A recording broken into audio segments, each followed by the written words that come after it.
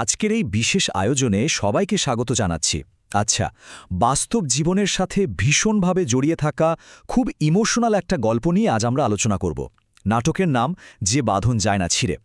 আধুনিক জীবনের ছুটে চলা আর পরিবারের প্রতি আমাদের যে দায়িত্ববোধ, এই দুটোর মধ্যে যখন বিশাল একটা সংঘর্ষ হয় তখন আসলে কি ঘটে, চলুন সেটাই আজ আমরা এক্সপ্লোর করব।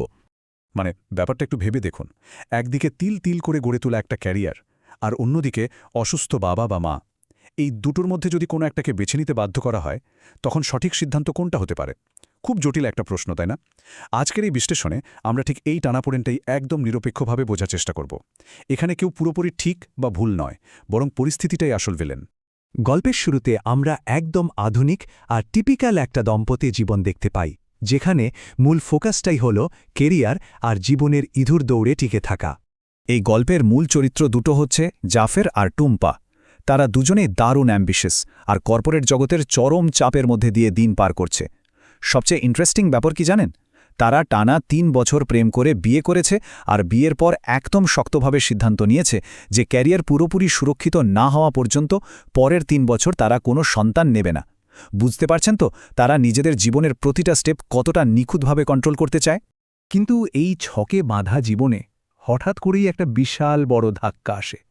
ছন্দ পতন ঘটে যায় পুরো রুটিনের। একদিন হঠাৎ করেই গ্রামের বাড়ি থেকে জাফরের বাবা শহরে এসে হাজির হন, কিন্তু উনি পুরোপুরি দিশেহারা। এমনকি নিজের ছেলের বাসার ঠিকানাও তার মনে নেই। কেন এমন হলো? এর পেছনের মূল কারণটা কিন্তু মেডিকেল। রোগটার নাম ডিমেনশিয়া। এটা এমন একটা কন্ডিশন যেখানে মানুষের স্মৃতি চরমভাবে লোপ পায়, বিভ্রান্তি তৈরি হয়, আর আচরণেরও আমূল পরিবর্তন ঘটে। এখানে সবচেয়ে জরুরি যে বিষয়টা আমাদের বুঝতে হবে, বাবার এই অদ্ভুত আচরণগুলো কিন্তু মোটেই ইচ্ছাকৃত নয়। তিনি স্রেফ বয়সের ভারে এই নির্মম রোগটার শিকার হয়েছেন। বাবার এই অসুস্থতার মাত্রা আসলে কতটা দ্রুত খারাপের দিকে যায়, সেটা দেখলে রীতিমতো আতঙ্ক লাগে। প্রথমে তো তিনি ঠিকানাই ভুলে গেলেন। এরপর কয়েকদিনের মধ্যেই নিজের অজান্তেই বিছানা ভিজিয়ে ফেলার মতো খুব অস্বস্তিকর একটা অবস্থা তৈরি হলো। বাধ্য হয়ে ডাইপার পরাতে হলো। আর লিমিট ক্রস হয়ে যায় যখন তিনি ভুল করে অ্যাপার্টমেন্টের মেইন দরজাটাই হাঁ করে খোলা রেখে বাইরে চলে যান। ভেবে দেখুন, একটা মেডিকেল কন্ডিশন কিভাবে একটা দম্পতির গোছানো জীবনকে তছনছ করে দিচ্ছে। আর ঠিক এই জায়গাটা থেকেই শুরু হয় দুই জগতের আসল সংঘর্ষ। আধুনিক জীবনের প্রবল চাপের কাছে যেন আমাদের সহানুভূতি আর মায়া মমতাও হার মানতে শুরু করে। এই পর্যায়ে এসে মুদ্রার দুটো পিঠ একদম পরিষ্কার হয়ে যায়। একদিকে টুম্পার নির্মম বাস্তবতা। ওই যে বাবা দরজা খোলা রেখে গিয়েছিলেন, সেই সুযোগে চোর এসে টুম্পার অফিসের খুব দরকারি ল্যাপটপটা চুরি করে নিয়ে যায়। এর ফলে অফিসে তাকে চরম অপমানের শিকার হতে হয়। আর অন্যদিকে জাফরের বাস্তবতা। এই বাবা তার পড়াশোনার জন্য জীবনের শেষ সম্বলটুকুও বিক্রি করে দিয়েছিলেন। তাই বাবার প্রতি তার যে নৈতিক দায়িত্ব, সেটা তো সে কোনোভাবেই এড়াতে করে না। সত্যি বলতে কি, নিরপেক্ষ চোখে দেখলে দুজনের জায়গায় কিন্তু নিজ নিজ দিক থেকে একদম লজিক্যাল। এর সাথে আবার যোগ হয় প্রতিদিনের ছোটখাটো সব মানসিক চাপ। শুধু যে বড় ঘটনা ঘটছে তা তো নয়। বাবার চিকিৎসার জন্য হুহু করে টাকা খরচ হচ্ছে। কাজের লোক, যাকে ওরা ময়নার মা বলে ডাকে, সে বাড়তি কাজের চাপে চাকরি ছেড়ে দেওয়ার হুমকি দিচ্ছে।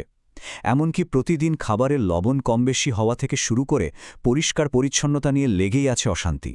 এই ছোট ছোট বিষয়গুলো মিলে এমন একটা পাহাড় সম চাপ তৈরি করে, যা যে কোনো সুখী দাম্পত্য জীবনকেই ধ্বংসের দ্বারপ্রান্তে নিয়ে যেতে পারে।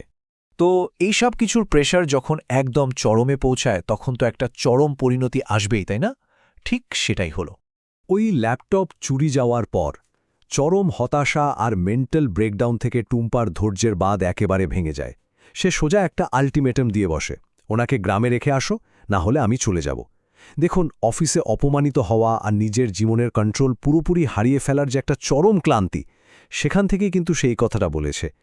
কিন্তু এই একটা কথায় জাফর এমন একটা কোণঠাসা অবস্থায় পড়ে যায়, যেখান থেকে বের হওয়ার আসলে কোনো সহজ রাস্তা নেই। আর ঠিক এই চরম মুহূর্তেই টুম্পার মামা খুব অদ্ভুত না, রীতিমতো ভয়ঙ্কর একটা পরামর্শ দিয়ে বসেন। তিনি বলেন বাবাকে দূরে কোথাও নিয়ে কোনো ভিড়ের মধ্যে ফেলে আসতে। হ্যাঁ, ঠিকই শুনছেন, যেন কোনো দয়ালু মানুষ তাকে কুড়িয়ে পায়। শহরের বৃদ্ধাশ্রমগুলোর যে আকাশ ছোঁয়া খরচ, সেটা এড়াতেই মামা এই বুদ্ধি দেন। একটু খেয়াল করলে বুঝবেন, অতিরিক্ত চাপের মুখে পড়লে মানুষের মস্তিষ্ক কতটা অন্ধকার আর বেপরোয়াভাবে চিন্তা করতে পারে। এরপর যে ঘটনাটা ঘটে, সেটা সত্যি বলতে খুবই হৃদয় বিদারক। জাফর তার বাবাকে নিয়ে বাইরে যায়। ছোটবেলায় বাবা ঠিক যেমন করে তাকে বাদাম কিনে দিতেন, জাফরও আজ বাবাকে বাদাম কিনে দেয়। ছোটবেলার সেই সুন্দর স্মৃতিগুলো যেন আবার ফিরে আসে। কিন্তু এর ঠিক পরের মুহূর্তেই জাফর তার জন্মদাতা বাবাকে পার্কের বেঞ্চে বসিয়ে রেখে ধীরে ধীরে তাকে একা ফেলে চলে আসতে শুরু করে। একটা অকল্পনীয় চরম বেদনাদায়ক চেষ্টা। কিন্তু গল্পটা তো এখানেই শেষ হয়ে যেতে পারত। আসলে তা হয়নি। জীবনের খুব গভীর একটা উপলব্ধি পুরো দৃশ্যপট বদলে দেয়। অ্যাপার্টমেন্টে ফিরে টুম্পা কাজের লোক ময়নার মায়ের সাথে কথা বলছিল। নিজেদের বৃদ্ধ বয়স আর অসহায়ত্ব নিয়ে খুব সাধারণ একটা কথোপকথন। কিন্তু ওই কথাগুলোই টুম্পার চোখ খুলে দেয়। সে বুঝতে পারে, আমরা যখন ছোট ছিলাম বাবা মা ছিলেন আমাদের ছায়া, আর এখন আমাদেরকেই তাদের ছায়া হতে হবে।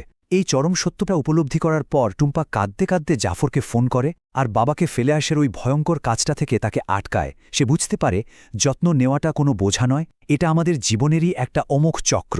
তো আজকের এই আলোচনার শেষে আপনাদের সবার কাছে একটা প্রশ্ন রেখে যেতে চাই। একটু ভেবে দেখবেন, আজ যারা বয়স্কদের যত্ন নিচ্ছেন, যখন সময় আসবে তখন এই মানুষগুলোর জন্য ছায়া হয়ে কে দাঁড়াবে? ক্যারিয়ার আর নিজেদের উচ্চাকাঙ্ক্ষার এই ইঁদুর দৌড়ে আমরা যেন বয়স্কদের প্রতি সহানুভূতি দেখাতে ভুলে না যাই। আশা করি আজকের এই বিশ্লেষণ আমাদের সবাইকে নতুন করে ভাবতে সাহায্য করবে। সবাই খুব ভালো থাকবেন।